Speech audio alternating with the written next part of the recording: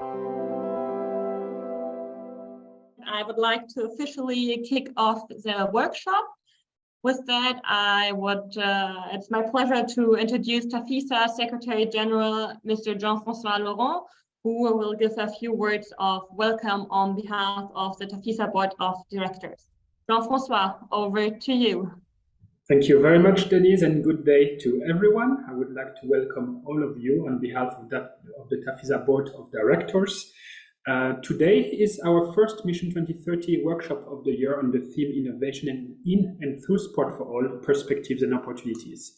It is the 9th edition of our Mission 2030 workshop series, which started back in 2020 and has become, I have to say, a very successful routine as a platform for knowledge and experience sharing within the TAFISA network with our members, stakeholders, partners, and any interested person throughout the world. I'm happy to share that for today's network, we have received up to 300 registrations, which brings the number of participants to our Mission 2030 workshop series to a total of 2,500 over the past 2 years. And also with our speakers, we are now reaching 55 different speakers, all of this spanning across 100 countries. I'm proud that today, for this workshop, we are partnering with the Innovationsmanufaktur and with the International Sports Innovation Network, which is supported by the German Ministry of Education and Research. It is thanks to their partnership that we have managed to put this workshop together and to create, I would believe, an interesting program.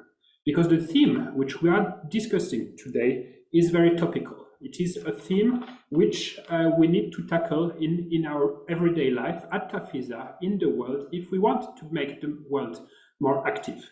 We live in a very fast-paced world, and it is of course of paramount importance always to innovate for the sport for all movement, to propose new solutions for individuals, for communities to get active in an everyday life. And any innovation is a very wide topic, a very wide field. We can talk about social innovation, technological innovation, digital innovation, technical innovation. Whatever you call it, there are many ways that we can put together and develop in order to get more people active and create a better world.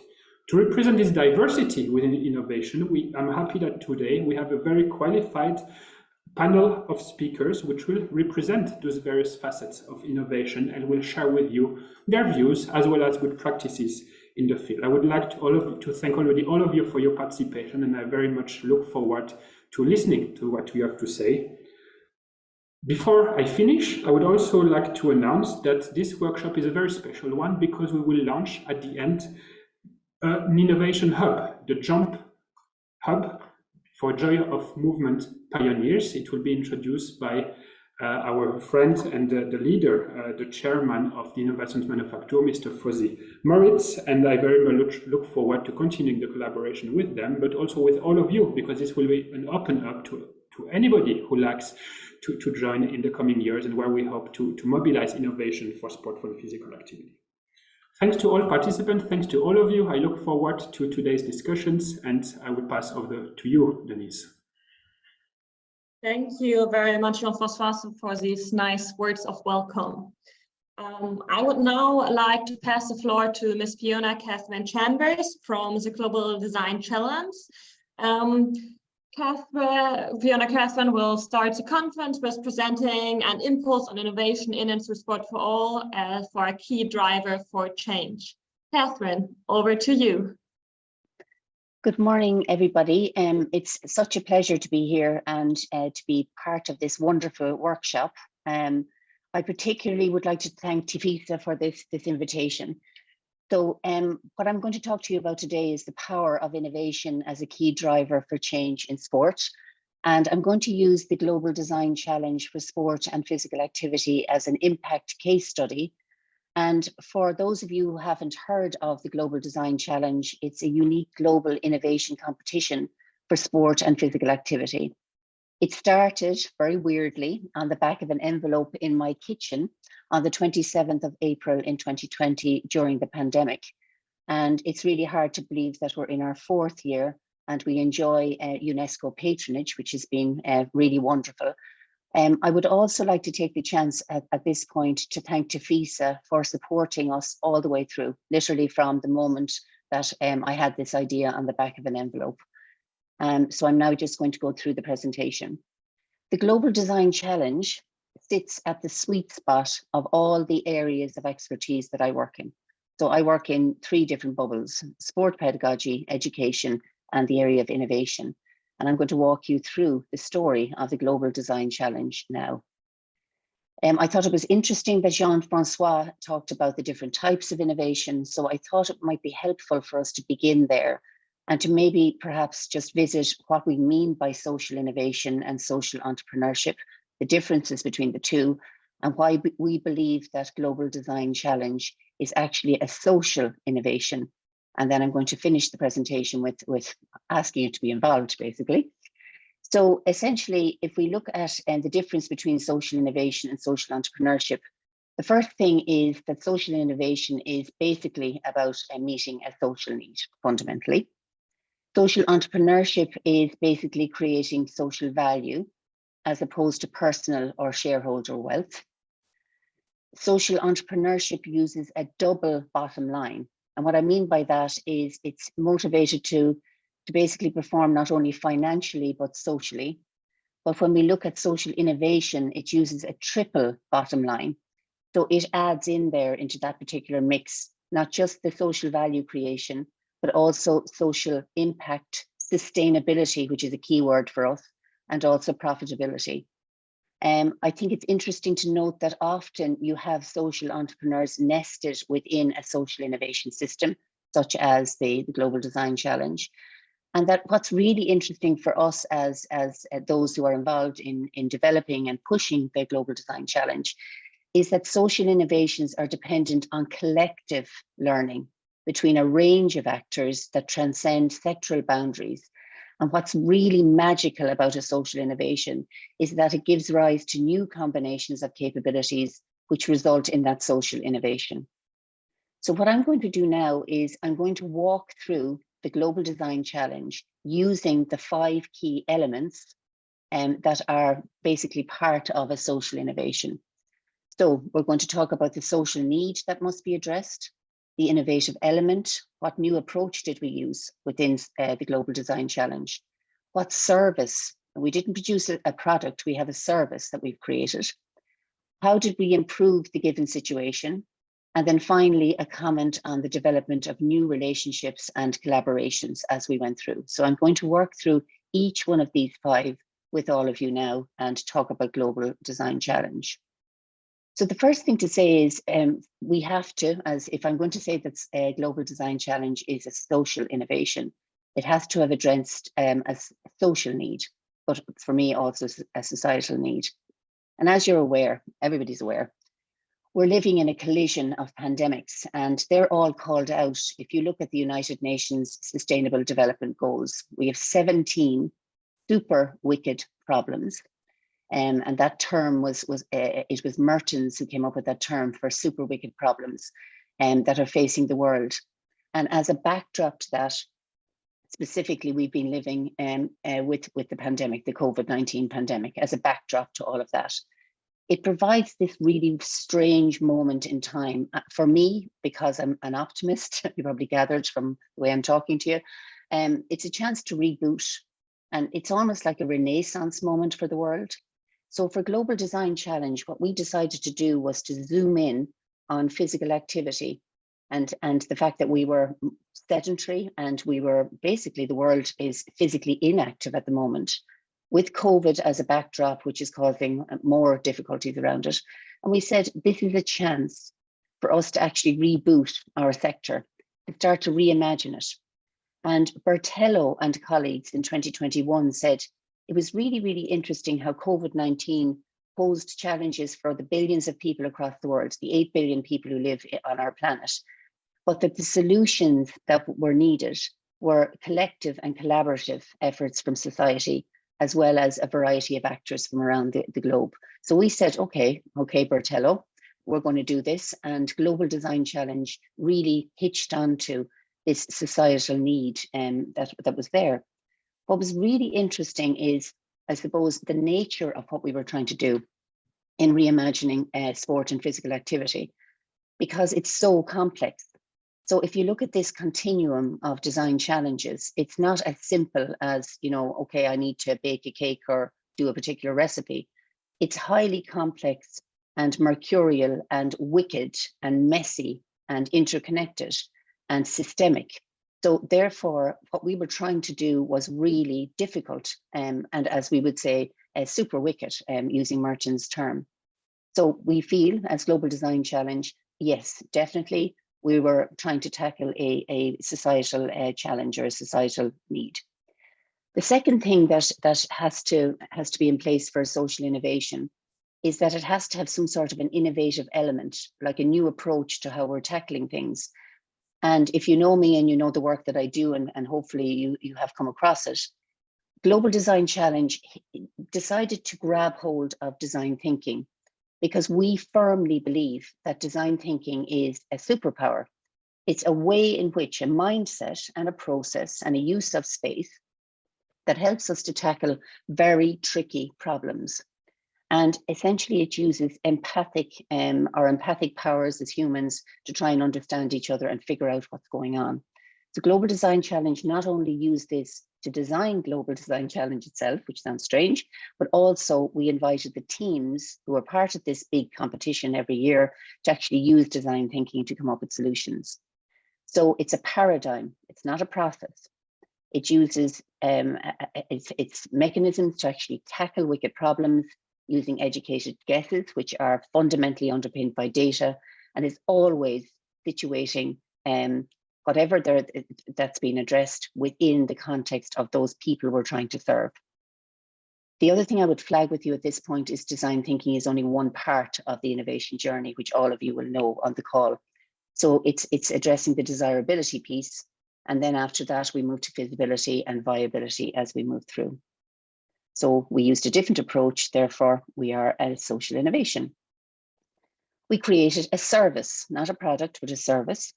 And Global Design Challenge, our fantastic graphic designer, and she's a doodler, our doodler in residence actually, Maya Thomas, she developed this lovely picture of what we do. And I won't go into it in too much detail now due to time, but essentially I want to highlight the fact that this is a competition that really, the people matter here. And you can see all of the different partners that we've had that are really helping us to do this from around the world and supporting our teams to really do this. We actually used research, commissioned research to try and figure out what should we be as a competition, a global competition. What should our vision be? What should our mission be? Etc. So this has not just dropped out of the sky, it is founded in research. So the vision was a world where everyone has the right to enjoy health and well-being benefits of being physically active across the lifespan. And our mission was to support the creation and development of new innovative ideas from around the world that help people of all ages and abilities to lead active, healthy lives. We have very, very, very definite goals, which we believe we've achieved. So it was about supporting innovation for sport and physical activity, the SDGs, having sustainable behavior change through the innovations that come through the competition, establishing this global reach of a competition, and not just having ideas, but being able to progress, pilot and scale those ideas, getting individuals and organizations together, which is typically quite hard, and closing the gap between the policy and grassroots within sport and physical activity.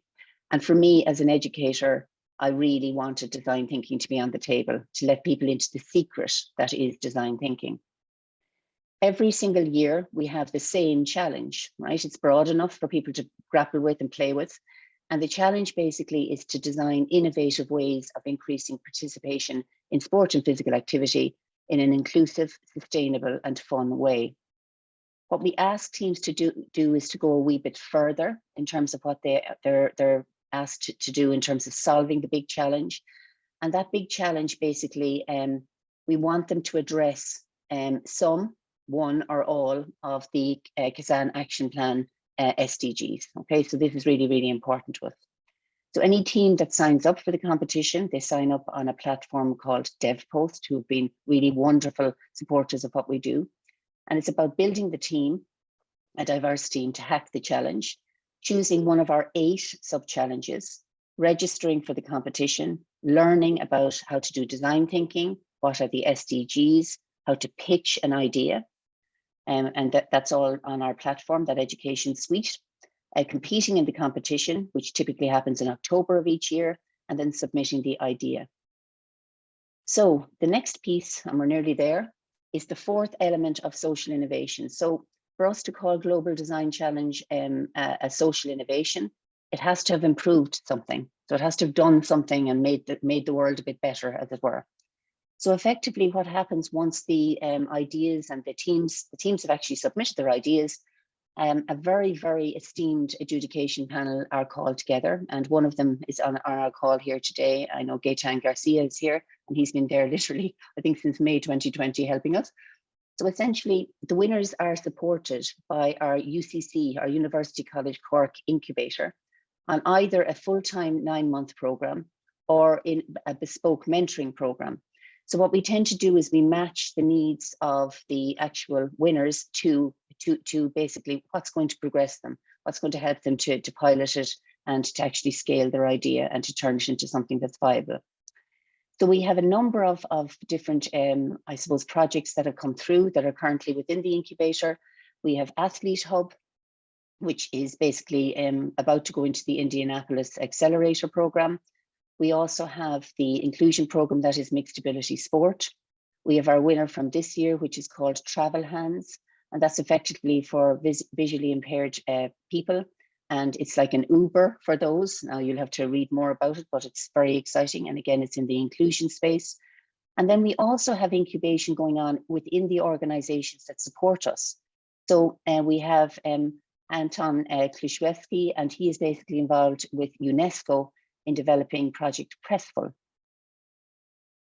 And essentially, if we look at, say, the snapshot of what has been happening in terms of improving things, we have, as I'm just going to do this very quickly, you'll see that the registrants we had a number in 2020, then it reached a peak in 2021. But what we're starting to see now is it's becoming tighter. The machine that is our competition is becoming tighter. And the reach is there. We're finding that the quality of what's coming through the door is better and better. We're finding that more winners are coming through and going to incubation. And we're finding that because the machine is getting, as I call it, the innovation machine is getting tighter and tighter, we've less need for volunteers. We've very specific, I suppose, expertise needed, but it's getting slimmer and leaner and sleeker, and our dissemination is getting more powerful. So I can see that Jakob is on the call there, and we're going to be involved with ISCA in a very exciting program for the coming couple of years in relation to Global Design Challenge. So it was great to see you earlier, Jakob, on that. So just to say that the 10 things, I suppose, that really have jumped forward in terms of our overall impact: the range and volume of ideas, the incubation chances, the wide global reach, the networking opportunities across, not just for teams, but within this fabulous big ecosystem we've created, education of the sector, not just the teams in terms of design thinking particularly, the volunteerism, the link to the SDGs called out in Kazan, the UNESCO patronage, and the fact that we're now part of the Global Design Thinking Alliance. We're an invited member of that prestigious network across the world. And finally, the funding. So I'm just finishing my last couple of slides. And the fifth element of the social innovation is that we develop new relationships and collaborations. And effectively, Global Design Challenge certainly does that. I'm borrowing this social innovation ecosystem model to show you the nature of this. So it's not just that we are interlinking people, we're also doing it through policy development, the development of these financial relationships, developing a set of values through culture, many different types of supports, whether they're the money support, but also the expertise support, that kind of galvanizing people around the world to really do something very special, and building expertise, as I say, through that human capital bubble there, and developing tri-sector markets through the Global Design Challenge. For that reason, I do believe that we actually have hit on all 5 of them, and we believe that Global Design Challenge is certainly a social innovation. My call to action is that you join us. The warm-up will be in April 2023, so it's a morning of activities to try and get you into the groove. Competition is in October 23. In November 23, we have the judging, and the awards will be announced. And then the incubation process begins with incubation tokens awarded to the winners. So I'm going to just literally finish with literally a hi from our Global Design Challenge team. If you want to connect with us, these are all the ways in which you can connect with us and how you can connect with me. So thank you so much for listening to me, and I'm really delighted to take any questions that you may have. And I'm just going to stop sharing now. Thank you very much, Fiona, for that very interesting presentation about the Global Design Challenge. I would also like to encourage all of our participants to either write their questions in the chat or to raise their hand if they want to turn on their microphone. We already have a first question which came in during your presentation from, I'm very sorry if I pronounce the name not correctly, I excuse myself in the beginning, from Samuel, and he was asking what, according to you, are the opportunities created by the pandemic, so COVID-19, for sport to become more social and more accessible for the poor and the low socioeconomic groups of populations. And he also, I will give it over to you to answer that. Yeah, so I always think that in a moment like a pandemic, it's such a disruptor. What I found is that those people had been left behind during the pandemic. That often during the pandemic, they were the ones who were living in homes that were too small. They were isolated. They were not able to, I suppose they had smaller spaces to work in. So a lot of well-being and mental health challenges around there. So what we have done in this Global Design Challenge is we've given teams an opportunity to work in their locality, to spot problems within their context, to say, how can I help maybe people who are less well off than I am? How can I help them to maybe use their spaces more differently and better? So we had one amazing idea that came through in the first year of the Global Design Challenge. And it was an app that was created by an American lady. And essentially it was about, it would work out the space you had to operate within. So if it was a small little flat, and it would actually, it actually had a suite of different exercises that you could do within there, but not having to use things that you'd need to buy. So normal household objects to try and help you to use the space that you had. So what I'm trying to say is that I think that particular demographic of the population, we have got to mind and look after and work with.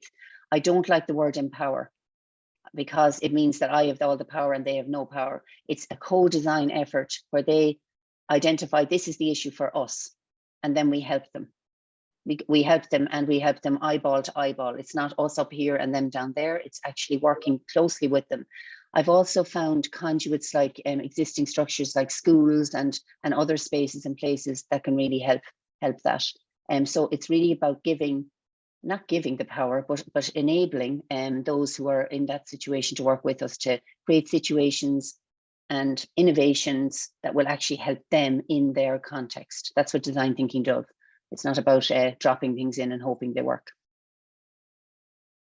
Thank you for that question, by the way. Thank you for that very detailed answer. I hope it was answered your question. If not, I will encourage you to just put our next question in there as well, so Fiona can clarify it as well. Sure.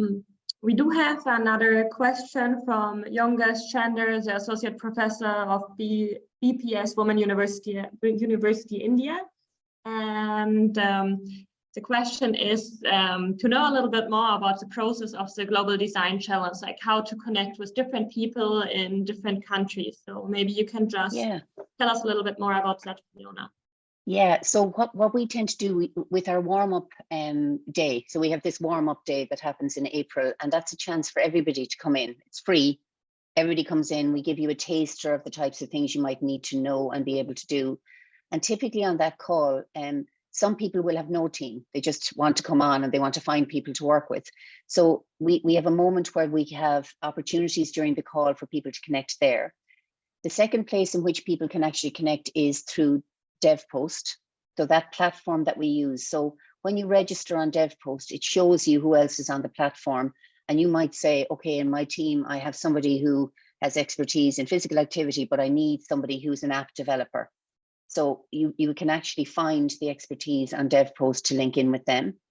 And the other places that happen, and this is why TAFISA is so amazing helping us, is that they often, like all of those partner organizations, reach out across the organization to try their own organization to try and find teams to try and work together on the particular challenge. The more diverse the team, the better. It's about differences of generation, expertise, gender, every different type of diversity you can possibly imagine, because it's a melting pot then, your team. Otherwise, everybody just says, oh, we just need to develop an app and they just do that. No, actually, we need that diversity. And when you submit your entry, we look for that diversity. The judges are looking for the diversity. Who is at your table? Are we convinced that if we give you a 15,000 euro incubation token, that you are, that you can do this? So in other words, we're going to back you if we feel your diverse team can actually do it. So there is strength in diversity. And one of our winning teams from year one, I know Gaetan will remember this, their team worked across 12 time zones. I have no idea how they arranged any meeting, but absolutely hilarious. They literally were in every single corner of the world, multiple languages, I have no idea, but they were spectacular in how they did things. It was so compelling. So yeah, so we help you find people, the organizations that are our partners help you find people, and the platform will help you find people. Okay, thank you, Fiona. We have more questions coming in for you, so I hope you're still happy to answer them. Yeah, of course, of course. We have one question coming in from Isigol Rosa, who would like to hear your opinion about how to include the design thinking into PES teacher trainings, and why do you think that would be important to do so? Okay, I'm going to drive you crazy now because I do this all the time and I'm an evangelist for it. I'm an evangelist really for the mindset. So I work on physical education, teacher education typically, and teacher education. I've also set up the first innovation through design thinking program more broadly for all different sectors of society. And essentially what I think it does, right? It's so important for any profession, because you begin with empathy and you begin with problem finding rather than problem solving. And you spend all of your time in the design thinking kind of mode, figuring out what is the problem that we're trying to address here, who does it matter to? And then once I know that, I spend 80% of my time trying to figure that out. I then hop into, I'm going to find a solution. Teachers need it, engineers need it, we all need it, because we all know when we hear even our friends saying, oh, I have a problem with this, we all go, oh, you should do this. We never listen and say, actually, can we figure this out a bit? We don't gather enough data points to figure it out a bit. So for me, when we're using design thinking and we're inculcating that in a profession, we're doing three things. It's not just the mindset, we're teaching them a process, we're teaching them that, but we're teaching them how to use data really cleverly. We're teaching them how to use digital technology very cleverly in combination with design. So there's 3 Ds, the D cubed model we call it, design, digital and data working together. And every single profession needs this. It's one of the 10 skills that is needed for the next whatever number of years. It's like the key mindset that is needed in the world now, with the poly crises, with all of those super wicked problems. Every profession has to really, grab hold of this way of thinking. Thank you, Fiona, again for also that very interesting answer. So one other question which came in was, do you have any projects with the Global Design Challenge who have done something with or about climate change?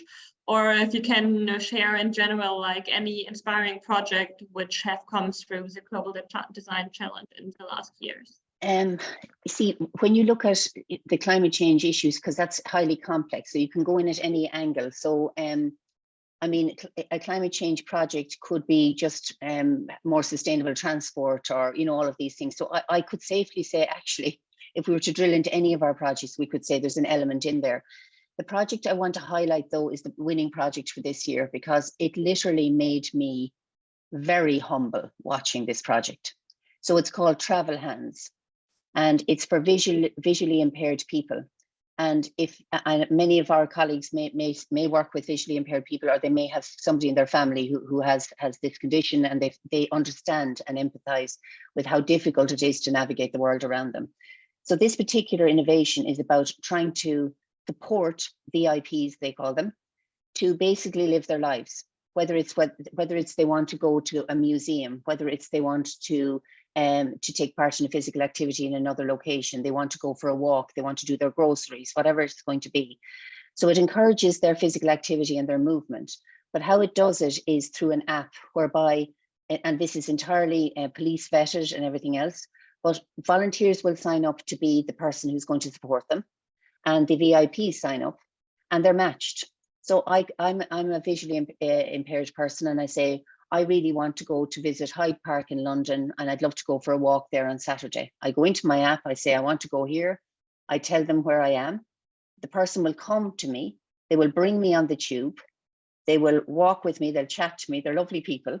They'll come off the tube. They'll bring me to Hyde Park. They'll walk with me in Hyde Park, and then they will bring me back to where I am. So we have this gorgeous conversation, friendship, support, things where a VIP might find totally, I can't access that world anymore. I can't go to a museum anymore because of what's going on. So this unlocks physical activity, community spirit, and it's just one of the most beautiful things I've seen in a long time. And as I say, it just would humble you to look at what they've come up with. And it is tried and tested and has received other innovation awards in the UK and elsewhere. So they're onto something, let's put it that way. They're onto something very serious. So please look up DevPost Global Design Challenge 2022 and have a look at Travel Hands. There are loads and loads of projects, but I'd like to call out our winning one this year because of the inclusion aspect. So yeah, and again, you can see the climate change elements buried within that, certainly. That sounds like a very interesting project. I myself will definitely also have a look at the project, and it sounds really wonderful. I guess we have maybe one last question for you, if that's okay. And that is more like a question about how to generally maybe like get into the global design thinking. Like, how do you start the thinking way? How do you start it in different countries? Because of course you don't have to be part of the global design challenge to use a global design thinking. So maybe you can give some words. Yeah, about that's that. actually but that's not, you're actually so right. So for me, what I'd ask you to do is, so we have longer courses and there's lots of things you can do. So first place is come along to our warm up in April, and you're going to see the whole journey of innovation within that. And we spend quite an amount of time on the design thinking element of it. If you want to go at it now, if you're going, oh my God, I need to have a look at this, I would like you to have a look at the work of Tim Brown. Okay, so I want you to go into Harvard Business Review and read his article on design thinking in that. I want you to look at Jean Liedtke. I'll stick these in the chat afterwards for you. Jean Liedtke, who is in the Darden School of Business, and she is just amazing. And she particularly speaks about social innovation as a place for design thinking to land. So she's amazing. And if you want to do a mini course on it, a small little course on it, before Global Design kicks off, go on to IDEO. So IDEO. And they have little free courses that you can hop into and have a look at it. And what's going to happen to you if you do get sucked into it and you get excited by it, you're going to start buying lots of Post-its, and you're going to have lots of these little pens floating around the place, and you'll have a wall of Post-its like I have. And suddenly you're going to start looking at the world through an empathy lens, which is going to fry your brain a little bit. For some of you who haven't maybe grappled with that before, it changes your view on everything, on how the world is designed around you. So they're little inroads, and in a moment when others are speaking, I'll throw some of those into the chat to help people to get hooked into it. But I hope to see many of you at our warm-up in April, and just follow us on social media to find out more about that. And look at DevPost, have a look at what we've done before as well. Okay, thank you very much, Fiona. I think all of the participants will be happy when you put these little links or task in the chat afterwards. And maybe since we got some messages about your contact, you can also just share your contact in the chat again. Okay. Sure. Then, Thank you. Thank you very much, Fiona, Thank for you. your presentation, as well as for taking the time Thank to you. answer all of these questions which came in. Thank you. So next, it's now time to move to our round table. And TAFISA, as well as our partner Innovationsmanufaktur, we are delighted that we are joined today by fantastic speakers from all over the world who have insight, experience, and knowledge to share on the topic. Due to some last-minute changes, our program speakers have changed a little bit, but you will see it when we introduce them. But first of all, it is my pleasure to introduce Mr. Max Tamazawa from the Sasakawa Sports Foundation, Japan. Max is also a managing director of SSF since 2021 and was elected as one of the TAFISA board of directors in June 2022. He will be presenting now on innovation to revitalize regions through sport and physical activities. Max, I give it over to you and your presentation. Yeah, great. Thank you very much for introducing me. Hello, everyone. I'm Max Tamazawa, working at the Sasakawa Sports Foundation, the think tank for sports policies. Today, I'd like to introduce an innovative way to promote sport for all in a small city in Japan as a case study. The name of the city which adopted this innovative way is Kakuda city in northern part of Japan. Its population is less than 30,000. So this is a kind of small city in rural area. And please take note that small city in rural area today's keywords. These are the menu of my presentation today. But before I start talking about the case of Kakuda city, I believe you need to know some general information about Japan. So I prepared some facts and stats beforehand. Yes, this slide asks what the major social issues are in Japan. I chose 3 major social issues, or so-called social problems or challenges which Japan faces. 1, hyper-aging society, which comes with a low birth rate. 2, regional revitalization. And 3, diversity, equity, and inclusion. So among them, for today's presentation, the most important social issue here is regional revitalization. Here, the word regional means local municipalities. So when you say regional revitalization in Japan means how to revitalize those shrinking local municipalities in rural areas. Here it says deep population and aging in rural area. Now, geographically, Tokyo has only 0.5% of land in total Japanese land. However, there are 14 million people, which is more than 10% of the Japanese total population. So this makes Tokyo one of the most densely metropolitan cities in the world. On the other hand, the population of the rural municipalities in Japan have been declining or shrinking.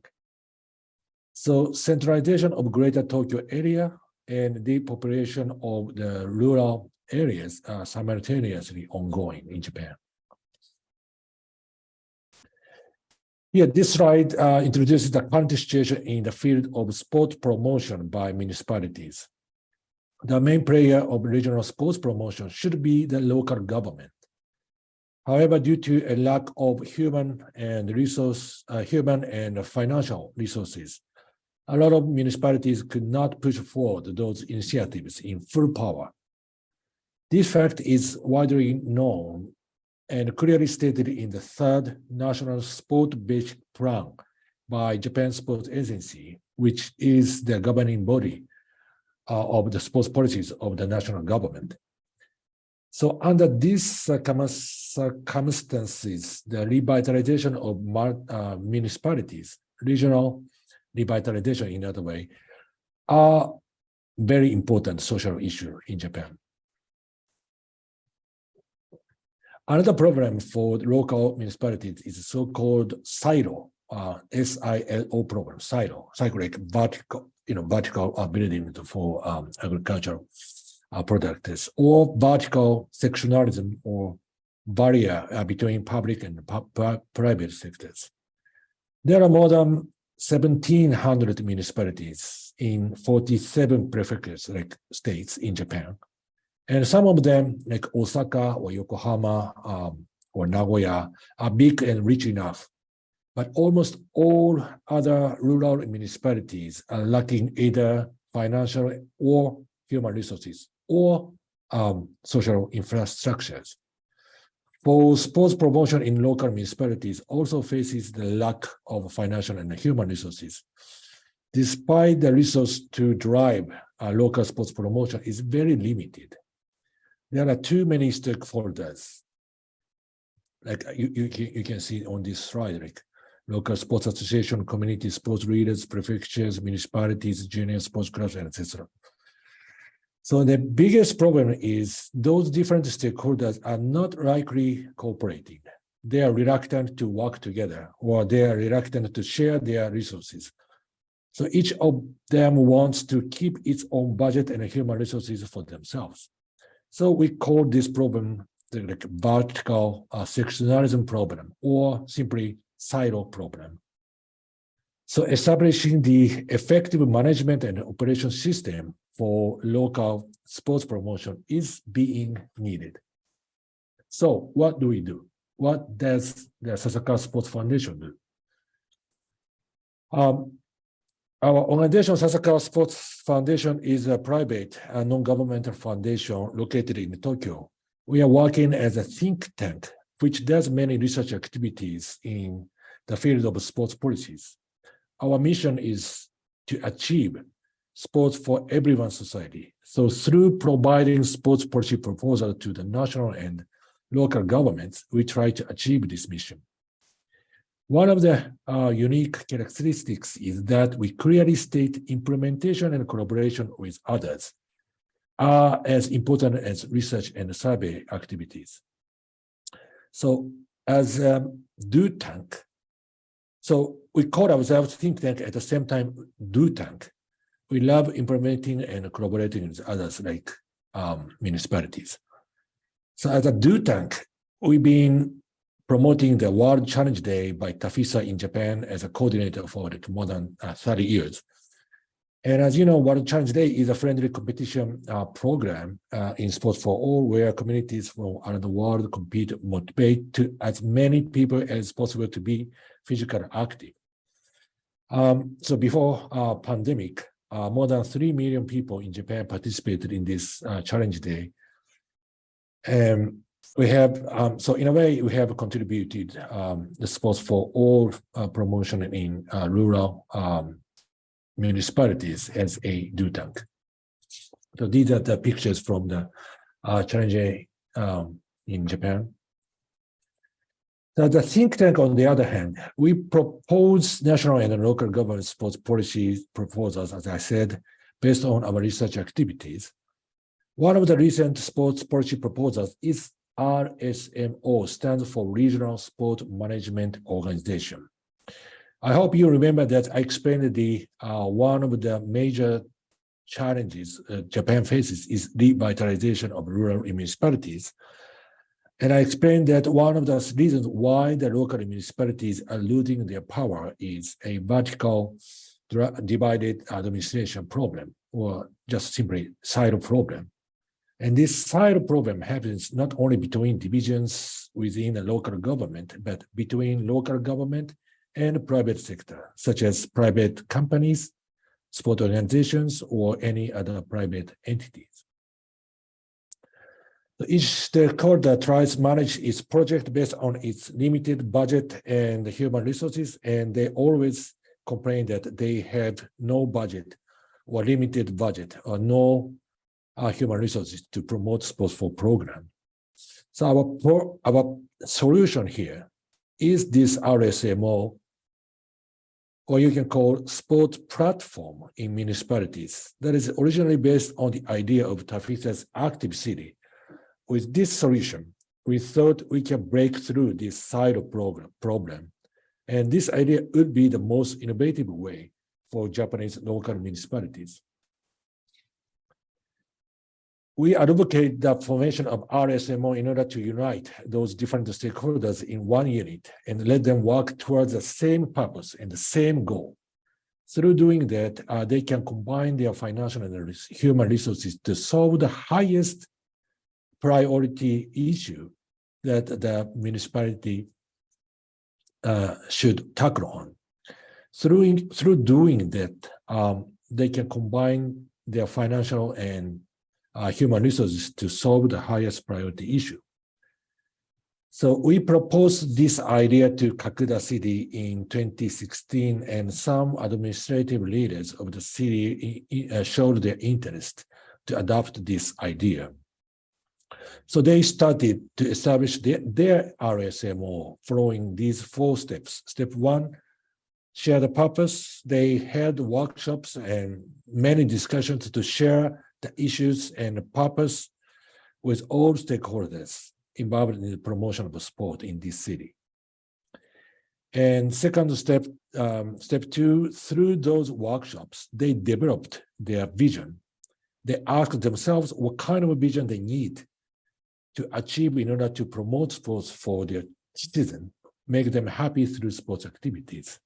Step 3, finally, they established RSMO. In this RSMO, the participating stakeholders share what kind of resources they have. For example, their budget, human resources, or facilities, which can be used for promoting sports activities in this city.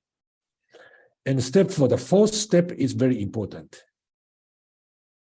Promote economic cycles, yes, is securing or to secure financial independence of RSMO by developing various sporting business, like sporting events, sporting schools, or training camps for sport teams from other cities, and so on. The goal of this promote economic cycle is to make money, to make RSMO sustainable, to exist a long time. So these 4 steps were taken to establish RSMO in Kakuda City.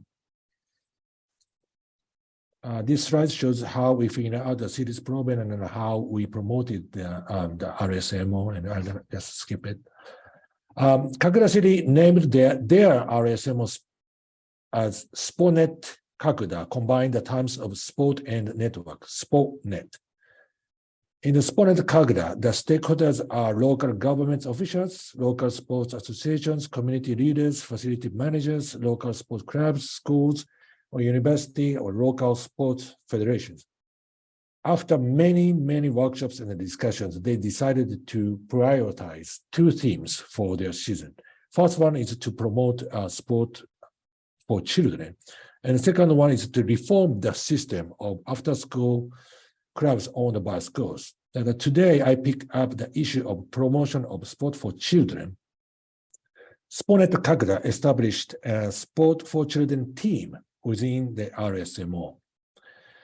They share and discuss the situation of the sport among their children and prepare some effective programs for them.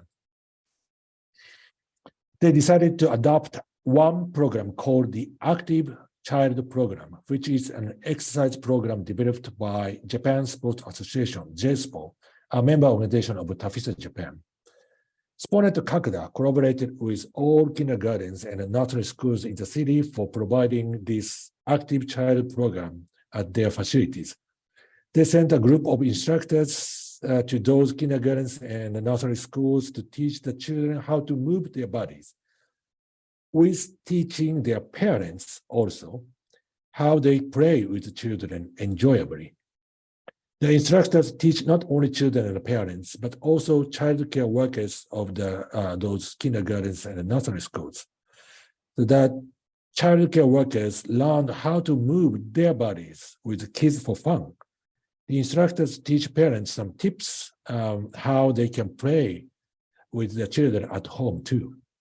After all, the RSMO did a survey for the children, parents, and child care workers to know how they enjoy the program. The survey received wonderful results.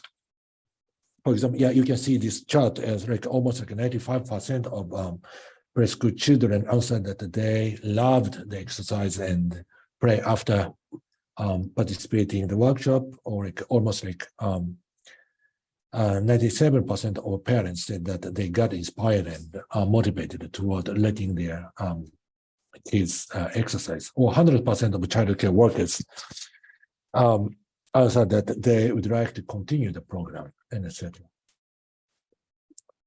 Yep, wrap up. This slide is for wrap up. I put the important 4 points to realize the innovation RSMO. And among those points, the most important message is 4. Collaborate, like, yes, no silo, yes, unity. You need to sit at the same table together with other stakeholders in order to analyze how the current situation of the city or the community is. Then you should identify the issues together. You should focus on using the existing resources that share the values for the whole community. This is a wrap up for this presentation. And because today's theme is innovation, so I wanted to introduce application for smartphones, which invented by our brother foundations. It's called Tsudo Air, or Get Together in English, but because I'm running out of my time, so if you're interested in this app, I mean, this app just, let elderly people access to the internet and the program, and they can enjoy, sport activities with their friends, children and grandchildren, and so on. So if you're interested in this program, just let me know afterwards. So thank you very much for the time and listening, and I enjoyed this opportunity. Thank you. Thank you very much, Max, for this very interesting presentation. Before giving it over to our next roundtable speaker, I would just like to ask you 1 or 2 questions which came up, because I think it's better to have them answered directly after the presentation. So we know it's sometimes a challenge to bring different organizations around the table. But how do you manage to make each organization to collaborate and work together as part of the RSMO model? How does it work without problems? Yeah. Good question, actually. Actually, we are lucky that we have been promoting the World Challenge Day. This Challenge Day program is to let those all stakeholders who are linked to the sports promotion activities in the city, they make like a driving committee for, making the challenge day to be successful. So in Kakuda City, also those stakeholders from private and public sectors get to know each other to promote challenge day. So they know themselves, or they know other stakeholders very well, and they know how to connect their resources, their existing resources, to promote sports activities, or to have many workshops or discussions. It was kind of natural and a very easy way for them. So it doesn't have to be challenge day, but you can, find any opportunity or event which can be triggered to let those, different stakeholders from the community, or, for example, like a festival, or like music event, or any opportunity which can let those, different stakeholders, then using that network or community to tackle on other issues like sports promotion. So the challenge day was a kind of, for us, the good opportunity to make those stakeholders in Kakuda City to unite for us. But maybe you can find any other event or opportunity that those stakeholders can participate or discuss the way how they should cooperate. Okay, thank you for that answer, Max. Maybe in the same line of bringing all of the actors together, have you already encountered like some resistance from specific actors? And if yes, how did you manage that? You mean how to manage the people who have the different opinions? You mean? Yes, exactly. Or yeah, how do you manage them? Or if there are any problems, how do you manage that with different collaborators? Yeah, good question and very hard to answer. Yeah, I think two things are very important. One is the leadership of the mayor, because the mayor is, one of the most responsible persons who are committed to make their community or city better place for the residents. Without the leadership or initiative of the mayor or the leader of the city, this RSMO cannot work properly. So not for all meetings, but for some occasions, we or the RSMO leaders ask the mayor to attend those important discussions or workshops to let him show their initiatives that this RSMO frame is very important to let all students in city be happy through sports promotion. And the second thing is it takes time. I mean, taking time is important. I mean, you have to have as many workshops, as many as possible. You have to accumulate the experience to, debate and exchange the ideas and thought with other stakeholders, but never give up to let everyone go the same direction, because the goal and the purpose should be shared by all other stakeholders. So you should believe and never give up. Okay, thank you very much, Max, for this very interesting presentation again and answering our questions. I would like to ask you to just maybe put the link to the foundation in the chat and maybe also your contact information if people still have any questions Sure. afterwards. And they can reach out to you and also check out. Right. Yeah, I'm gonna put my email address on the chat. Thank you. Thank you very much, Max. So then I would like to hand it over to our second panelist, who is Dr. Christoph. Christoph is a sports scientist and a senior researcher at the Technical University of Munich. And he is a project leader of the CINI Active City Innovation Project. And with his PhD thesis, he focused on health and physical activity benefits of school-based education outside the classroom. Today, he will be presenting about the Kreuz and Quer project. So with that, Christoph, I would like to hand it over to you. Thank you very much, Denise, and thanks a lot for the invitation from TAFISA as well as Innovationsmanufaktur. I'm very happy to be able to present some of the results and details of the project now. So I will talk about the project Kreuz and Quer. It is part of the CINI Active Innovation Project, as has been already mentioned in the beginning. So CINI is a larger project involving many different sub-projects, and Active City Innovation is one of these projects, and Kreuz and Quer is one sub-project again in the Active City Innovation Initiative. And I will talk about some details about what is going on in Kreuz and Quer in Munich in the last years. So what is it about? Kreuz and Quer can be somehow translated to crisscross if you do it directly. So it means that children, adolescents, adults are running, cycling, or use a scooter to explore their neighborhood. So to say, they have a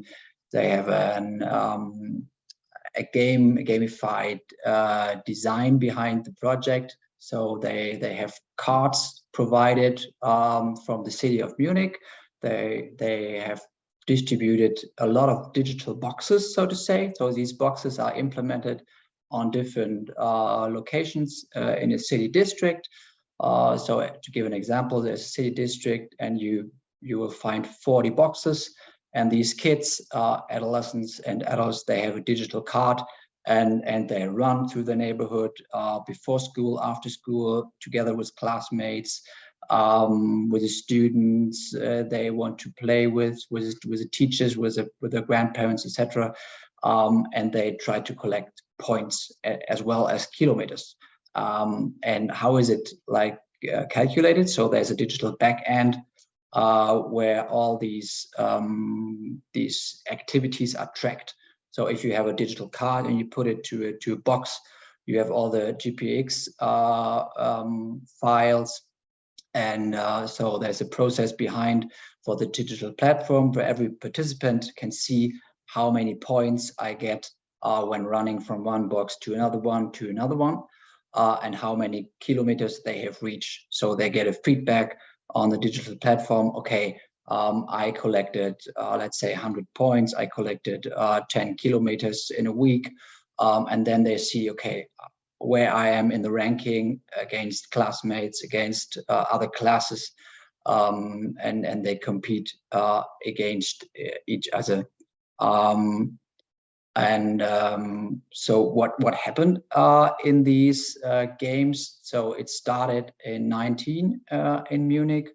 So similar games have already been played in Austria, also in the UK as well. But in Munich, it started in 19.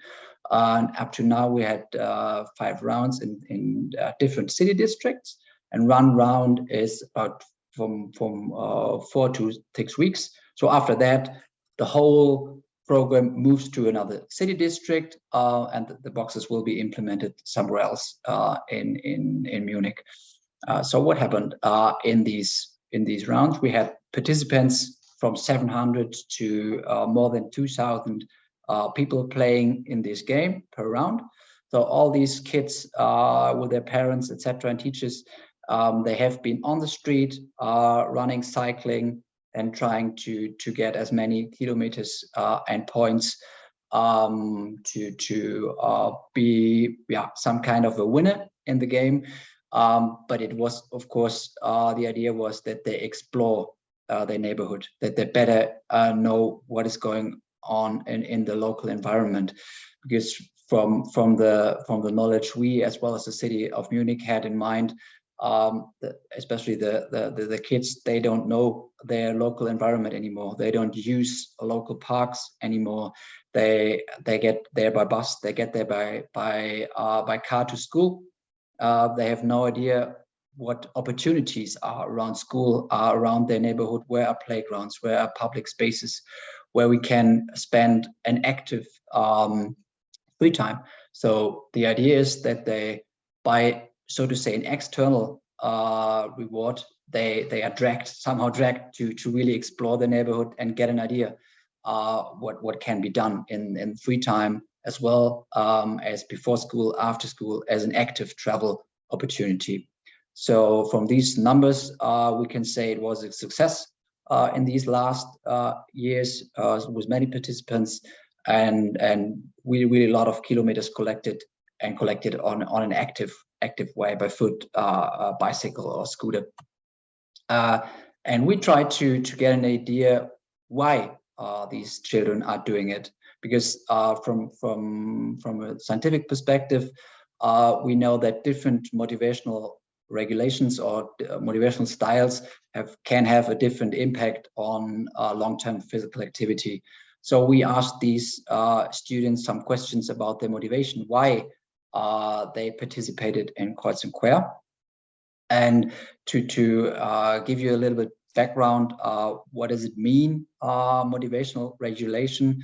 So if you are intrinsic, if you have an intrinsic motivational regulation, you do it because it's fun, because you enjoy it. And if you have a rather external motivation, then you do it somehow because someone else would say, okay, I want you to do it, you need to do it. And all these different styles can be in one person at the same time. So it can be fun. As an example, it can be fun for me, but still at the same time, my friends, my parents would say, okay, you should do it because you need to participate, you need to be more fit, more active, etc. So all these different thoughts can be in one person at the same time, but it has a different impact on long-term physical activity, on participation in sports, and an active free time. So, and we wanted to know why these children are being active in this game. So we asked a lot of questions with the questionnaire, and we found out that that many students had an internal, an intrinsic motivation to being part of the game. So if you see these bars here, you see different lines for intrinsic, identified, introjected, and external. And we asked on a 5-point Likert scale how much they agree. So, and yeah, just to go back one more. So intrinsic is, yeah, if you really enjoy it, if you have fun, and external is more, okay, someone else drags me to do it, or wants me to do it. And if you just have a look at the first one, so many students answered on this questions for intrinsic motivation. So more than 60% that they totally agree, or that they agree that they have an intrinsic motivation to being part of it. And that is especially important because the game per se has a rather external focus, because it's about competition. It's about being the best, because yeah, you collect points, you have a score, you compare yourself or your team against each other. So the idea is rather okay, it's an external focus that someone is being active, but still they enjoyed it. They had fun being in the group, running with teammates through the park, and maybe coming a little bit late to school because wanted to collect one more box. So these students, many students, really had fun, enjoyed it. But also, of course, some had some external pressure, but it still made them being physically active. So we tried to get an idea, how can this work? What happened in these kids while they're being active? Another thing that we try to analyze is, where are they active? So what you see here is one map of one special district in Munich, and we, in the first step, we try to analyze where are they, because I talked in the first sentence. So there are, let's say, 40 boxes in a city district at different places, and what you see here is the frequencies, how often children, adolescents, etc., have been at these boxes. So and please don't be disturbed by the numbers. So the numbers just displaying a number for a certain box. So these numbers does not mean the frequency. The bubbles, how large the bubbles are, that means how often the kids have been at these boxes. And what you can see here, that for some boxes, they have been, let's say, 3,000 times a card. So these kids have been there 3,000 times. Maybe some kids more than once, maybe just once, but at one specific box, for example, 3,500 times or just 2,000 times, one card has been there, has been tracked. And at other boxes, just 100 times. So, and what we're doing now is trying to analyze why is it so? Why are different places more frequently used? Why do kids go there?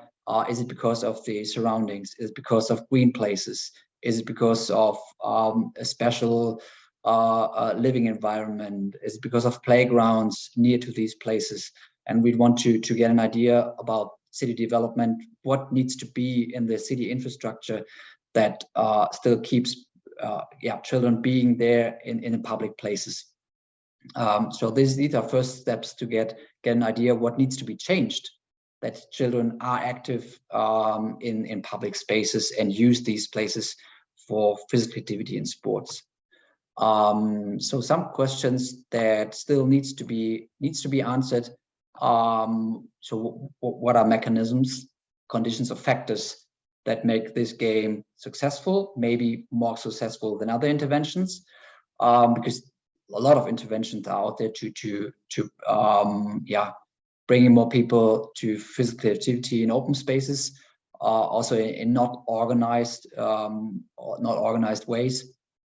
And we want to get an idea why is it successful. We have first insights from Munich, and there's a lot of research out there about UK as well, because Beat the Street is very, very famous in the UK, and even more participants have been active in Beat the Street in the UK at the moment and the last years. So, and as I said, we want to get an idea what are places, what are famous places, where do children go in free time, and maybe also get an idea why are they not going there. So then maybe there's a great green space that we adults, we say, okay, that must be a good place for being active, for doing sports, but why are the children not going there? Why are they not using it? So we want to get an idea what needs to be changed, and we want to get an idea what's in the mind of the children, because often, more or less always, city development is done by adults, but the ideas from children and adolescents are not so much included in developmental change in city districts and active places. And we also want to get an idea, what are the flows, like movement flows? Where do they go from one place to another one? Are they hiding specific places? Are they not going to places or routes that we would imagine? Why are they going somewhere else? What are these flows? Maybe they skip unsecure routes. What needs to be done for safe, active travel in certain districts? So my last slide is about opportunities and challenges. So from our experience, this game has a large potential to reach many different populations. So it has been implemented in the city of Munich since 2019, and we reached a lot of children. So especially the city of Munich, in the beginning, they didn't have an idea how many can be reached, how many children will be participating, how much information, flyers, advertisement they need. But it was successful, and the great opportunity was, of course, that the city of Munich was allowed to get in contact with schools. They were allowed to really distribute information. So as a big player, like the Department for Mobility, they are in charge. They have really access to populations.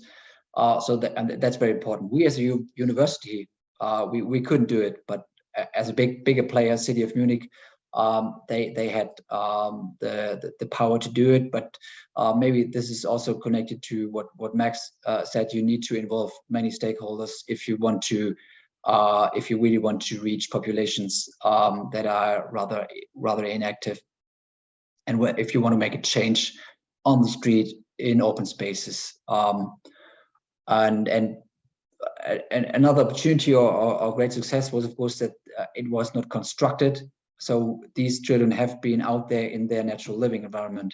So it was not an intervention in a, so to say, man-made artificial environment. So we wanted to reach these kids in the neighborhood and drag them there, so to say, that they explore the neighborhood and not only indoors facilities where they can be active. Of course, it can be implemented in different cities, the idea is quite clear, but it's still, of course, a financing question. So all these boxes, they cost money, like the cards cost money, not for the kids, but for the distributor, for the city of Munich. It did cost money, so it is a success, but it still costs money, and it's maybe not so easy to be implemented in municipalities. They don't have that money. Even in Germany, many municipalities wouldn't have the money to spend on the digital back end, the boxes and the cards. So there's a limitation, but the idea is quite clear. And maybe there are other digital solutions via apps that are free, that you don't maybe don't need a very cost-intensive hardware box system with a intensive back end. So there may be other opportunities to make it more easy for other municipalities that do not have so much money like Munich, which is for sure a rich city. So these are just some insights about Kreuz and Quer, crisscross from Munich as part of the Active City Innovation project within the ZINI network. And now I'm happy to answer some questions. Thank you, Christoph, for that very interesting presentation. But then, Dakshan, I would like to ask you to maybe put your question in the chat, and I will already ask you the question from other participants, Christoph.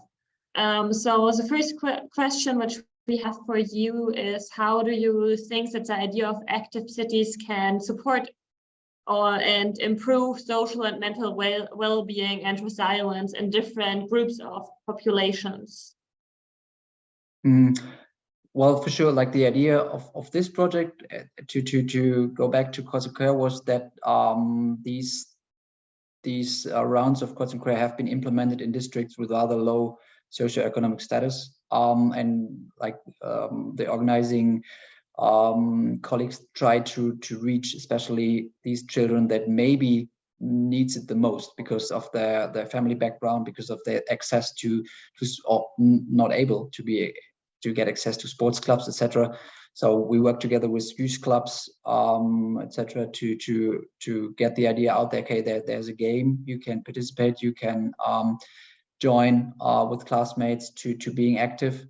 So that was the first idea, to really go into districts where, from a theoretical perspective, there are a lot of children they really need to be reached, because otherwise it's rather hard for them to participate in social sports, being active in organized sports. So that will be, from my perspective, that's important to get direct access to, first of all, identify these populations and get direct access to gatekeepers, family, youth clubs, etc., to get in touch, get in contact with these populations that really need it. Okay, thank you very much for answering Shmuel's question. That was very good. We have another question which concerns gamification, which you have mentioned, and that was a question more for the connection between gamification and sport for all. If you have any idea of how to use gamification or other related technologies to generally promote sport for all. That comes from Rayo from SSF Japan. Well, as I said, it's gamification is one idea behind this. Maybe it's not. It's rather in-digitized game, so to say, because it's still hardware based. Here you have one card, and the idea was that it's not digitized. It's not an app based. It's not virtual reality, but maybe this is one approach as well.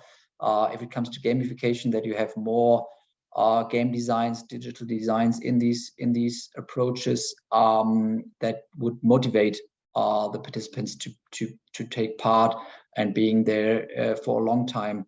So if you have digitized challenges, if you can more or less the artificial things in like via your mobile phone, VR glasses, etc. So that could be one approach. And of course, there are some examples out there already. But the idea here was rather, getting rather away from digital technologies and not having the children with the mobile in front, which is would one solution for gamified physical activity in open spaces, for sure. Okay, thank you for that interesting answer. Maybe one last question from Moritz, and that is if you have any ideas how activities like that can be implemented at the school level, since he believes that it would be easy to start it in the school level to get the children more active as well. Yeah, like it was promoted on the school level. I think one of the biggest challenge if it comes to school, like schools are one of the most important gatekeepers to getting the children, but especially in Germany, we have like the challenge that the school is like they have this schedule they need to do the normal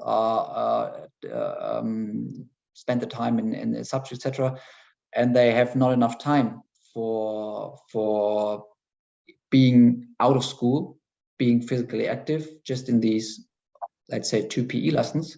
So it would be necessary to give the teachers more freedom, more rights to take these children outdoors for school content, but where physical activity is just involved in really school tasks. So there are a lot of opportunities to being active while teaching out of school building, and even though the children will not really experience it at physical activity, but it can be combined with really sports while doing skating and cycling, etc., or playing games. But the biggest challenge is, from my perspective, that the teachers, they're in a system where they still don't have the opportunities and the rights to do that. We need to change this somehow to really give more freedom where they teach and how they do it. Okay, super. Thank you for answering all of our questions, Christoph. Sure. I would also just encourage you to put any links that you see relevant, maybe also your contact in the chat. And if you see any other questions which we didn't have the time to answer, then please feel free to answer them also in the chat. Sure, I will do. Thanks a lot. Thank you very much. With that, I would like to hand it over to our last panelist for today, Mr. Steve Cousins from Circus. Steve creates educational projects around the participation state of play, and he will do an activity with us today. So with that, Steve, I will hand it over to you and your activity. I'm aware that everybody has been sat down watching and not participating for the last hour or hour and a half. So I would like to change it and make it a little bit different. Konbanwa to everybody in Japan, ni hao, sawadee kap, I've seen some Thais here, namaste, guten tag, everybody in Deutschland, jumbo to our East African friends, karibuni, and everybody else, wherever you are, welcome. My name is Steve Cousins. I am a STEM educator, circus artist, and physical performer. My session today focuses on play. This is the core bringers of joy. This state of play is fundamentally a state of happiness. It's a state of challenge, of creativity, and a state of flow. It is a state where anything can happen, and maybe not what you were expecting when you started to play. All of these are good things, which is now the most common way of interaction between people on the planet. Think about that. Things have changed, haven't they? Also, if I can keep it on, I'd actually ask you to keep it in the mode where you're not just watching me, but where you're watching everybody. I get to see the faces of people who are actually quite stressed as their brain is trying to work out how to do two things independently. Great. All right. So this exercise that I've just given you, this is a little bit of a lesson in empathy. As teachers, we're teaching within our comfort zone. We're always able to do what we teach. So we don't feel the experience that our students are being given. What I've just given you is that empathy of a student who's not able to do something. It's a little bit confusing, a little bit frustrating, but the achievement comes through practice and the achievement comes through repetition, but most importantly, the achievement comes through play. The more you play, the better you get. You can do your triangle over here, you can do your square there. Eventually, through play, you can achieve these unlock these new physical attributes that you weren't able to do before. The most important thing is that people have got smiles on their faces, and that is what I love about play-based learning. It's not competitive. Maybe it is competitive, but that's with yourself. It's more collaborative, sharing the struggle, sharing the achievements, sharing the laughter as we go through, and fail along the way. Fail is not a bad word in my world, because without failure, we will never, ever reach a point of success. We only succeed when we learn how to fail properly. So we've had a little bit of a play, all right? We've had a little bit of a shared experience together. Well done, everyone. We've shown just how it's far more interesting to move and play than it is always to just think about the academic side of things. And it's better to play than just to sit passive in front of a screen. That's validation to all parents of their children's criticisms. Yet at the same time, we're acting like our children and just having a bit of a play in front of the screen at the same time. It's the great paradox of growing up. So as a teacher, my regular form of physical play is circus. Teaching circus requires props like juggling balls and hula hoops, unicycles and trapeze. Now, clearly, today, I couldn't get all of that equipment to you and share via this Zoom around the world. So instead, I've shared some activities that could transfer via this digital medium as a small selection of games that get kids and adults moving, playing, and stretching their physical and mental capacities. Through play, we've all just shown that movement is never far away from the neutral state. As kids, you put them in a place, in a room, turn all the lights off, they'll start to play. They need no external stimulation. This actually gets trained out of us as we get taught to focus, as we get taught to read, write, and do calculus. That play gets bred away from us, but it's still there and it should be encouraged. And I've been really interested to watch the different presentations so far and to see that there is a play-based approach, not purely a sport-based approach. So for me, why do I teach circus? And it comes down to this element of play. I love circus because it provides physicality for people who don't like sport and creativity for people who don't like art. It is 30 types of activity that can be done simultaneously in the same room, and circus is collaborative instead of competitive. It's discovery-based rather than rule-based and allows individuality rather than conformity. Circus promotes the body of an acrobat, the soul of a clown, the problem-solving ability of an engineer, and develops collaborative communities rather than competing teams. As such, circus and its tools of physical play are a great complement to many sports, as well as being a great alternative to other physical art forms, such as dance, music, and theatre. But more importantly, circus combines all of these. It really is a holistic art form, physical activity. Now, I'm thinking this is the TAFISA Mission 2030. So I was trying to think to myself that what would I do if I had an unlimited budget and I wanted to change the world by 2030? I would urge funders and decision makers around the world to give every school and sports centre a professional playmaking team who would fuse sport, art and circus as a free public program for everyone. I would make an international database without language online that you can research, find a game, pick a game, learn how to play a game, and go out and be a playmaker. Playmakers can be any one of us. We spark something, we start it, and we get other people enjoying the joy of movement, being physical, whether that is through sport, through games, through art, through theatre, through music, or through dance. Being the playmaker, I think, is the important difference that we can make through getting our world more active, physically active, mentally active, and socially active. So that's all that I've wanted to really push with you guys. So thank you for your participation, and please take some play home with you and share it with a group of friends. It's the gift that keeps on giving, and I hope that you will share it. Thank you, Steve, for this great interactive session. We just have one question for you, and that is, if you introduce Circus for adults, do you have the same results as when you introduce it for kids, or do you have different results? I feel that when dealing with adults in Circus, we've got a lot more cognitive training that needs to be overcome. So as an adult, we've taught ourselves that we have to get it right, or that we have to understand how it works. We intellectualize learning, and we tell ourselves that we should be able to get it, even though rationally, if you haven't been able to do something before, you can't do it.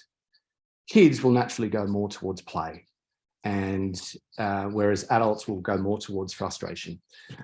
So I think that's the big difference that I have with teaching adults as opposed to teaching young people. Adults tend to have a longer attention span, so I can go for a little bit longer on one topic, but kids play more naturally. Okay, thank you for that answer, Steve, and also for having this interactive session with us. I really enjoyed it. It's always fun to do something else. With that, I would like to thank all of our three panelists again, and I would just shortly like to hand over to Carinus Lemmer to give him maybe 1 or 2 minutes to just make 1 or 2 comments about it. Carinus is a cycling activist from Stellenbosch, and he will give us a few comments about the consideration of joy of movement and opportunities, as well as the e-cargo cycling, an innovative project bringing joy of movement to logistics. So, Carinus, since we don't have too much time, I would just like to give you 1 or 2 minutes so you can maybe shortly introduce. Hello, everybody. Sorry that I came late to the party. In South Africa, we have a strange thing called load shedding, which puts us under immense pressure when we are not part of the electricity grid. And then we have to run around and find places where to work from. So then I went on my bicycle to a neighboring town, and I managed to log in. So I'll quickly just tell you who I am, and then if there's any opportunity in the future where we can directly liaise via yourselves as moderators, then I would be very happy to meet anybody individually. And thank you. I did manage to enjoy about 1 hour of this session today. So this is simply an introduction. I come from the beautiful town of Stellenbosch in the Western Cape of South Africa, where we also make wine and we ride bicycles, and we live amongst the mountains and the rivers, and the sea and the ocean is not too far away. I've known some of you for several years now, and as a cycling activist in Stellenbosch, I'm a member of an organization called Stellenbosch Fietsry, which is almost Dutch, and it means Stellenbosch Cycling, and it's a non-profit company organization that 10 years ago started focusing on activation of cycling-related projects for health and well-being, and to get more people to cycle in and around town, not for sport, not for recreation so much, but for essential transport, so for commuting.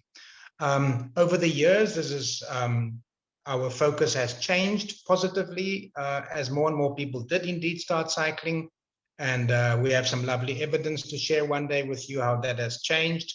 And our shift has been from an activism organization more towards a lobbying organization. So we are now a little bit more peaceful, and we actually try and influence government at the local level directly with non-motorized transport infrastructure, and then interventions that directly appeals to people. And then I'll jump ahead so that I don't waste your time. And that is, in the last year, we started working on a beautiful electric cargo bicycle solution for the town of Stellenbosch. And please do communicate with me if you want more information. An electric cargo bicycle movement in Stellenbosch, of which a large part of the bicycle will also actually be manufactured and compiled in Stellenbosch. And since so many of you are from the beautiful Bavaria, I'd like to thank you, because indirectly and directly, some of you have made it possible that we can actually now start implementing a system of electric transportation, green energy transportation, which has never happened in our part of the world, except here and there as like a sample or a pilot project. I'm going to conclude by wishing you a very, very good afternoon from a sunny South Africa, and I really invite you to contact me directly via the moderators. Thank you for your time. Thank you very much, Karius. That's very nice. Maybe also just put your details in the chat, and also for Steve, since I forgot to ask you before, I would also like to ask you, Steve, to also put your contact details in the chat. And for both of you, if you have any interesting links for the participants, please also put them in the chat. With that, I would just like to thank all of our speakers again, and I would now like to hand the word over to Fozzy Eckehard Moritz, founder of the Innovationsmanufaktur, who will present the launch of Joy of Movement Pioneers Invitation Hub. I'm very happy to have Ralu here with me. Next to me, she's now on her own screen, but she has helped us to develop a new design language for our Joy of Movement Pioneers thing. So that hopefully you will enjoy that. This is motivational, and this is inviting for you for joining, because this is actually, as has been introduced at the very beginning, the moment when we go public with our idea of Joy of Movement Pioneers Innovation Hub. I have put my contact details into the chat already, because I don't know how long I will be going for. It's just a few minutes left, but I will try my very best. So what are we addressing actually? What we are addressing has been very well summarized by the study came out, or by the survey for the World Health Organization just in October, when they said that the pandemics of physical inactivity is not only something very bad, but it's actually will make 500 million people sick over the next 10 years. And this is not just catching a cough or a cold, but this is really something like heart disease, obesity, heart stroke, things like that. And the associated cost is around $300 billion in the 10 years. So this is massive, really. And if you see that, why is that still so? That over the last couple of years there have been so many programs and research studies, and still, if you see the amount of people being physically active, it is about the same as like 10 or 20 years ago. And among adolescents, that is even getting worse. So today, the World Health Organization said that not even 20% are sufficiently physically active. So there's a number of things, as I said, over the last decades being tried. And they're all good and they're all valuable, like explaining health benefits of sport for all, promoting, strengthening, integrated sport for all, campaigns with the impact objectives, telling people why it is important to move, offering innovative physical activity, participation opportunities.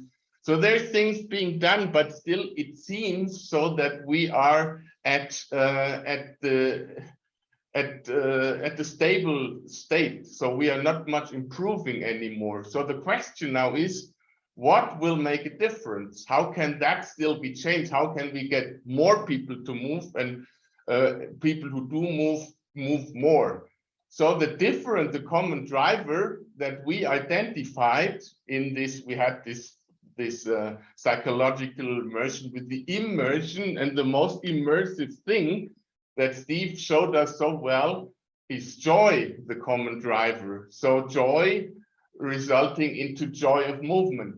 what makes joy so effective? And when we were thinking about what actually is it, why is that something different from satisfaction or from happiness, we came back even to Schiller, who had produced the Ode to Joy with the word Freude heißt die starke Feder in der ewigen Natur, Freude, Freude treibt die Räder in der großen Weltenuhr. Joy is the core driver. It is energizing.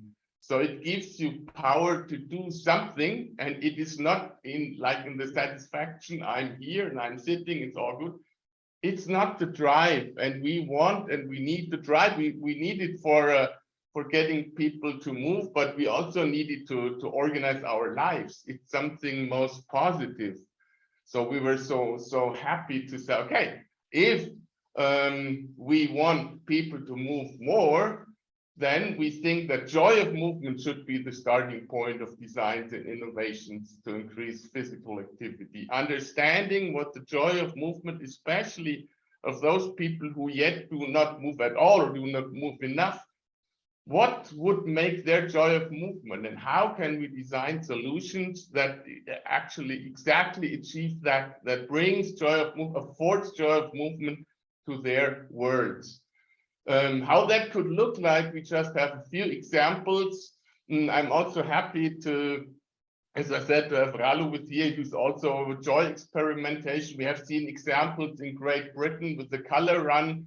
We have seen the Japanese company Kinix developing a computer game that actually is operated by a stationary bicycle, but you are not cycling as feeder training or as a preparation for a competition, but you're playing a game. And so especially when we put young people next to this game called Kinix, or to a classical virtual cycling trainer, they were much more excited in playing the game. So it is this excitement, this game that makes the difference. How can joy be put into action? That is, we put joy, movement, and innovation together. We need to prepare the world and tell the world, well, this is very important, because very often you think that joy is something that is superfluous, a hedonist, whatever thing that is not really needed in an efficient world. No, it is just the opposite. This is what drives the world to be active, to be positively active. Then you determine all the opportunities, how joy of movement could be brought into people's lives, and understand that for different sorts of people and cultures and environments, it's different opportunities, but we can collect those, we can develop new ones. Then you create your own target vision, what you want to achieve with your target group, understand the environment, and generate new concepts, and then you make sure that you realize those concepts and also think about sustainability, transfer, and scaling. So this is the micro innovation theory part of my presentation. Who will take care of all of this? This is why we, with partners, have been developing the Joy of Movement Pioneers Innovation Hub. We should be the driving force of making that happen, putting joy of movement into the origin of innovative offers for more increased physical activity. What functions would JOMP have? JOMP, Joy of Movement Pioneers, concentrate on joy of movement instead of lecturing strictness. Establish synergetic networks in the field of leisure, games, sports, and health. Stimulate innovations regarding, innovations can be, we've heard, the product, event, infrastructure, and more. Provide leadership and support to generate innovation that will foster joy of movement. And this is important, that we will also bring this idea to the tables, to the big tables of the world, that this is not something luxury, but this is an essential core drivers, and also bring the different countries and disciplines together in all of this. So why is it unique? The first thing is as a team, and I will introduce some of the first members, we combine expertise in joy, in movement, and in innovation, and in implementation. That's why we are so happy that from the very onset, TAFISA teamed up with that and said, we know where the needs are and what the success for active cities are. And now we team up to create innovation, to perform new success stories. A couple of other reasons why it's unique. It's effect oriented, so that means we are not going for understanding and reasoning the first place, but to create effect and to always find new ways to create effect. That is the dynamics and the authenticity, that whenever we will be doing a workshop, and like this one, we also like to make you move and play and experience this. That's why I'm so happy that Steve was in. JOMP combines global partnerships, global bodies with local initiatives, and the network brings people together according to the different roles of promoter, supporter, activator, and joy ambassador for the authenticity. I've just brought you a couple of names there that you can see who that may be. And the initiators, as you see on the left side, we brought up this idea besides TAFISA, it's Technical University, it's Christoph, who you have seen, it's the company Outdoor Active, and it's us in the framework of SIN International. And we have a couple of activators, and you have seen Steve right now. So those are the people who know how to activate people in a new fashion, putting joy of movement first. And the joy ambassadors are creative musicians in improvisation who bring energy to the world, or to clown friends of mine who are just ambassadors, because if you will meet them, you will immediately feel the empathy of what joy really is. The activities that we plan for the next steps and what we started already is the structured compilation of inspirations, good practice, supportive studies. So there you can look what exists and building up on that. Then the definition, initiation, and realization of projects, especially if you say, okay, my country, my city, my company, we like to become a joy of movement pioneer ourselves. That would be great. Or for those who like to have advice, we'll be offering consultancy and capacity building, already working on a workbook. We will find opportunities for you. We will select. I mean, we have, as I said, we very much appreciate interested pioneers, and we'll put that topic of joy of movement as origin onto the global stage. How can you become part of JOMP? That's why we say the inauguration. From today, we invite the world to team up in making joy of movement the core driver. So this is now the invite. But it's also a pledge, because we don't only like to invite you, but also we of course need support. We cannot do all ourselves alone, build up everything. So we need all of possible support we can get. But we have a strong team. It is growing. I would be happy to tell you stories about things that are happening in different parts of the globe that will contribute to the JOMP idea. But there need to be more, and I will be very, very happy to work with you and make it happen and make the world more healthy and more joyful at the same time. Isn't that something to really worth striving for? So 1, 2, 3, JOMP. Thank you very much, Fozzy, for this great presentation. I think you already put your contact in the chat earlier, so I encourage everybody on the call, if they're interested to join the JOMP movement, to just get in contact with Fozzy, and like that we will create a great movement all together. Now I would like to take the time to thank again all of our speakers. And with that, I would like to hand it over to my colleague, Mothibi from Botswana, who is a senior project manager at TAFISA, to give us some closing words about our workshop today. So, Rame, over to you. Thank you so much, Dennis. And on behalf of TAFISA, I'll just like to take a few minutes to thank everyone. I'd like to thank our speakers for quite powerful presentations. We got some key take-home concepts from your presentations, which are associated with participation in physical activity, from social innovation to regional revitalization, motivational regulation, and also play approach to happiness, physical activity, and creativity, as well as the joy that we get from movement. Thank you so much for those. I think it's quite powerful, and I hope that our participants are really happy with what they learned today.